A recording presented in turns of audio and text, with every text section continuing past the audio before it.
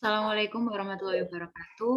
Kami dari kelompok 4 akan mempresentasikan hasil diskusi kami dengan judul Strategi Bersaing Bisnis Jasa. Perkenalkan, nama saya Rahmayu Atika dengan NIM 200301016 dan anggota saya. Saya Ramadanti Dunavitasari dengan NIM 200301023. Nama saya Latifani Putri Naradita dengan NIM 2301039. Nama saya Dimas Kisabudiansa dengan NIM 180301249. Baik, materi pertama saya akan menjelaskan mengenai pengertian dan prinsip-prinsip manajemen jasa. Pengertian manajemen jasa. Manajemen jasa adalah pendekatan manajemen dalam bisnis jasa, di mana aplikasi dari prosedur maupun prinsip-prinsip manajemen disesuaikan dengan sifat-sifat jasa dan sifat-sifat persaing jasa. Manajemen jasa juga merupakan suatu fenomena termasuk aspek-aspek pemasaran dari suatu bisnis jasa pada setiap organisasi yang menekankan pentingnya hubungan perusahaan dengan konsumen atau organization customer relationship, dan sangat penting artinya dalam organisasi yang menekankan pendekatan orientasi konsumen atau market orientation. Selanjutnya adalah kegiatan-kegiatan manajemen jasa menurut Grunroos 1990 P.116. Yang pertama adalah untuk memahami manfaat yang diperoleh konsumen atas jasa yang ditawarkan. Yang kedua, untuk memahami bagaimana cara organisasi mampu menghasilkan dan menyampaikan jasa atau kualitas jasa yang diharapkan. Yang ketiga, untuk memahami bagaimana seharusnya pengembangan dan mengelola organisasi sehingga kegunaan ataupun kualitas yang diharapkan konsumen itu dapat terpenuhi atau tercapai. Dan yang keempat, untuk menjadikan organisasi berfungsi dengan baik, sehingga kegunaan atau kualitas itu terpenuhi dan tujuan-tujuan pihak-pihak yang berkepentingan dapat dipenuhi dan dipuaskan.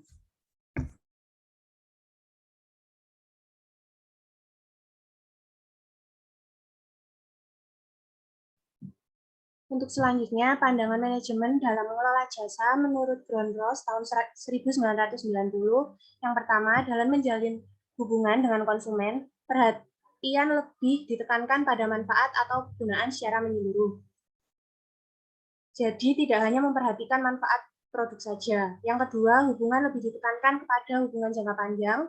Tiga, kualitas produk lebih ditekankan pada pandangan konsumen secara menyeluruh terhadap kualitas jasa yang disampaikan, dibandingkan dengan hanya sekedar perhatian terhadap kualitas produk inti.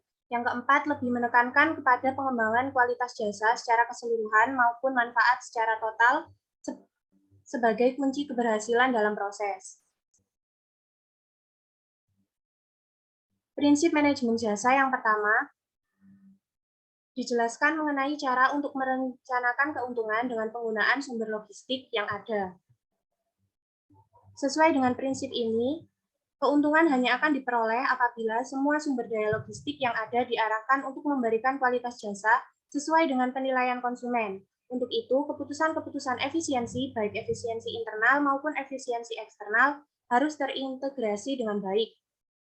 Dua, dalam hak atau otoritas dalam pengambilan keputusan haruslah dapat didesentralisasi, yang berarti keputusan-keputusan penting diserahkan kepada personel yang melakukan kontak langsung dengan konsumen. Tiga, struktur maupun pelaksanaan fungsi-fungsi organisasi harus ditujukan kepada pengarahan atau mobilisasi sumber-sumber daya, seperti manajemen dan staf yang bertugas di belakang untuk memfasilitasi kegiatan-kegiatan di garis depan.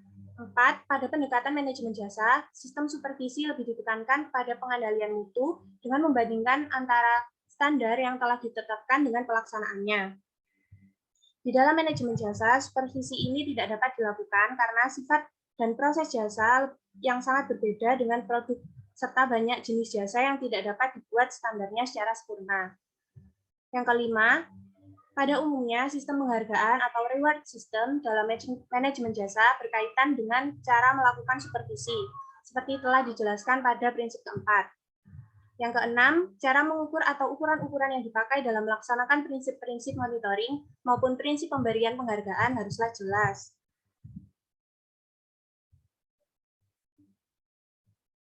Ciri-ciri lingkungan bersaing bisnis jasa.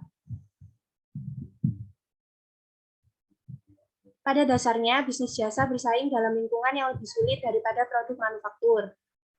Untuk itu, kesulitan-kesulitan timbul karena beberapa faktor, yaitu yang pertama, relatively low overall entry barriers. Artinya, bagi orang-orang yang ingin ikut bersaing dalam industri jasa, lebih mudah karena penemuan di bidang jasa tidak dapat dipraktekannya. Hal ini menyulitkan bagi pemilik usaha-usaha jasa tertentu karena bisnisnya sangat mudah ditiru oleh pihak-pihak lain. Yang kedua, minimal opportunities for economics of scale. Kondisi dalam bisnis jasa di mana produksi dan konsumsi dilaksanakan pada waktu yang bersamaan. Yang ketiga, erratic sales fluctuation. Permintaan jasa pada umumnya sangat tergantung pada waktu, seperti menit, jam, hari, atau musim, sehingga sulit untuk diperkirakan atau diramalkan sebelumnya.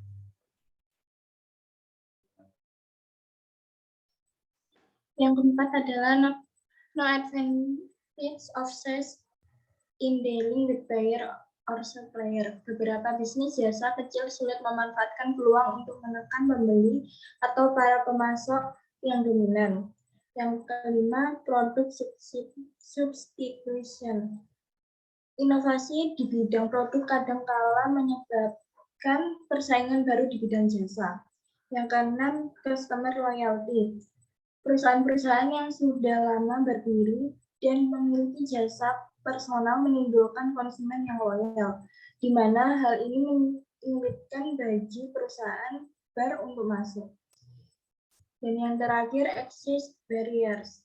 Perusahaan jasa kecil, contohnya rumah makan keluarga, tidak mungkin menghentikan usahanya meskipun penjualan sangat kecil, bahkan tidak mendapatkan keuntungan sama sekali. Selanjutnya, strategi bersaing bisnis jasa. Michel Portret sangat terkenal dengan 13 strategi bersaing berikut ini. Yang pertama, overall cost leadership. Strategi ini menyatakan adanya fasilitas yang memungkinkan dilaksanakannya suatu produksi massal.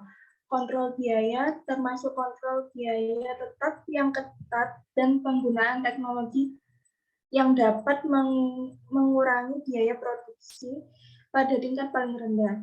Beberapa strategi biaya rendah dapat diterapkan pada bisnis jasa dengan cara berikut ini. 1. Seeking out low customer. Artinya mencari konsumen yang bisa ditangani dengan biaya yang relatif murah. Contohnya adalah strategi yang dijalankan oleh pengecer seperti Sam's Club and Fresh Club, yang konsumen sasarannya adalah pembeli dalam jumlah besar tanpa membutuhkan pelayanan yang tidak begitu penting dan yang bersedia melaksanakan pelayanan sendiri, self-service.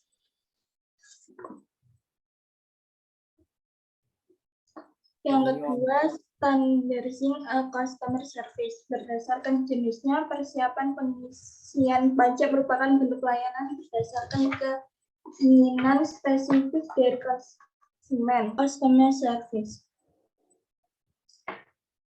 Suatu perusahaan konsultan pajak, yaitu HNR Block, berhasil dalam melayani pelanggannya di seluruh negeri.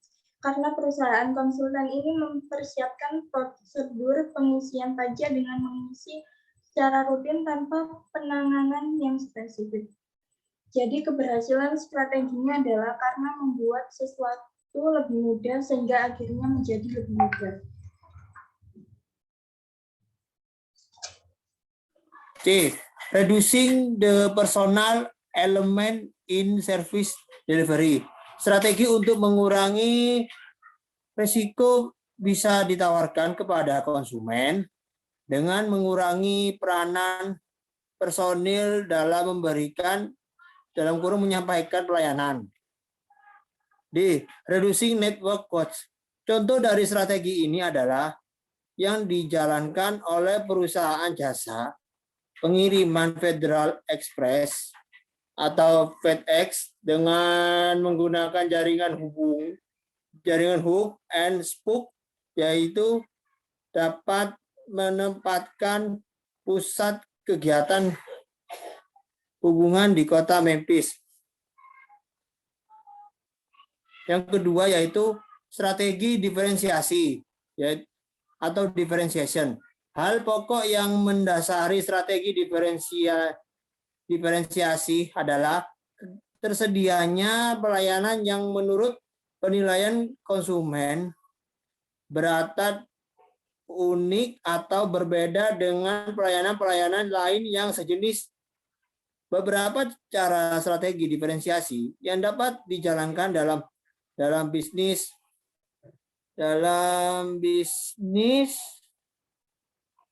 A. Making the intangible tangible.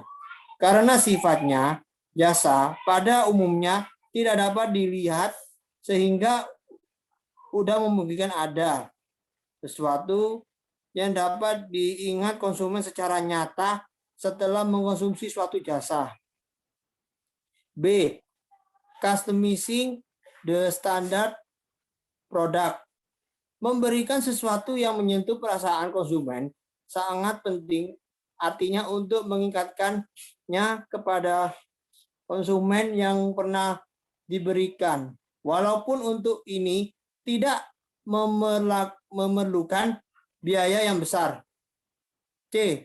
Reducing perceived risk. Konsumen yang tidak memahami suatu produk atau jasa yang dibelinya sering mengharapkan penjelasan-penjelasan untuk mengurangi kemungkinan risiko yang dihadapinya. D. Giving attention to personal training. Biaya yang dikeluarkan untuk melatih dan mengembangkan keterampilan dan keahlian karyawan. E. Controlling quality. Pemberian kualitas jasa yang konsisten serta waktu, tempat, dan kondisi karyawan yang tidak stabil merupakan suatu tantangan bagi suatu bisnis jasa. Nomor 3 yaitu strategi fokus. Strategi fokus didasarkan kepada ide untuk melayani suatu target konsumen yang mempunyai kebutuhan yang sangat spesifik. Langkah-langkah menyusun strategi jasa. Grondros 1990 memberikan suatu pedoman dalam menyusun strategi jasa dalam bentuk skema berikut. Apabila suatu usaha jasa memiliki masalah dalam keuangan atau masalah dalam bidang persaingan, maka perhatian pertama bukan keputusan untuk melakukan efisiensi internal, seperti menekan biaya atau mengurangi jumlah karyawan, melainkan mencoba mengubah strategi dengan memperbaiki hubungan para konsumen dalam kurung keputusan-keputusan eksternal. Efek pertama, dengan kepuasan konsumen, suatu internal perusahaan akan berubah. Karena seperti yang dijelaskan sebelumnya, ukuran keberhasilan perusahaan memberikan kualitas yang baik dapat dilihat dari keputusan konsumen. Efek kedua, selain efek internal adalah efek eksternal, berupa pernyataan kepuasan konsumen kepada relasi atau keluarganya dalam kurung word of mouth yang akan meningkatkan citra perusahaan yang akhirnya dapat meningkatkan penjualan.